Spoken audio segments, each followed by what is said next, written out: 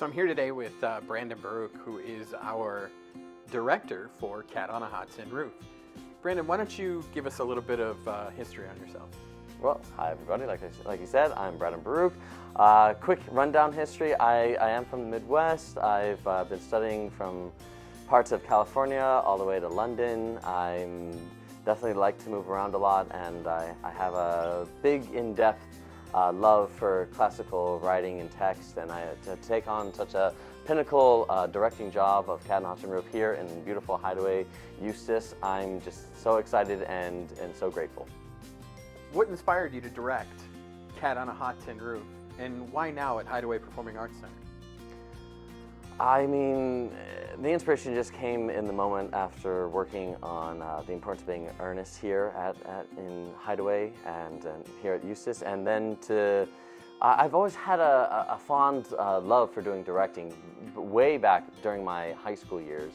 I always thought it would be more into film and television, but truly, since all of my training being on stage, I find that taking on that new agenda here in my early 30s was kind of like an opportunity I couldn't resist or miss, and thankfully to everyone here who has that trust in me after one performance of The Importance of Being Earnest, I got the luck of the draw and put my hand on the directing chair, and I said, I'm not letting go.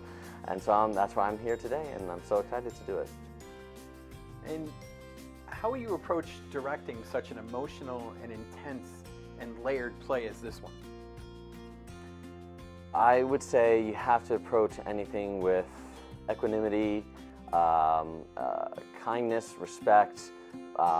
It's almost like finding a safety net without saying, oh, we're going to censor anything, you have to do it this, that, or the other way. I find that emotions come from instinct, from the person who watches just as much as the one who's acting.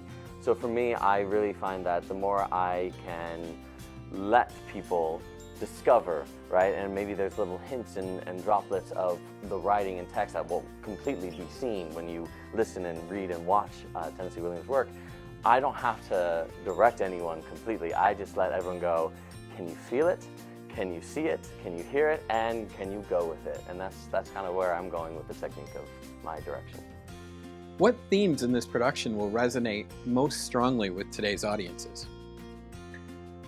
I'd say it's such a beautiful play that you can find no one side, and that's actually one thing I want everyone to take, is that don't look at what everyone wants you to believe is good and bad, right? You have to see that there are no lines in life. There are no actual colors that divide us. It's really your inner soul having to explore both technically the good and bad as we try to put labels on it, but really there's so much in-depthness to how you live under certain time periods, certain ways of life, certain people's perspectives that you think you have to live up to.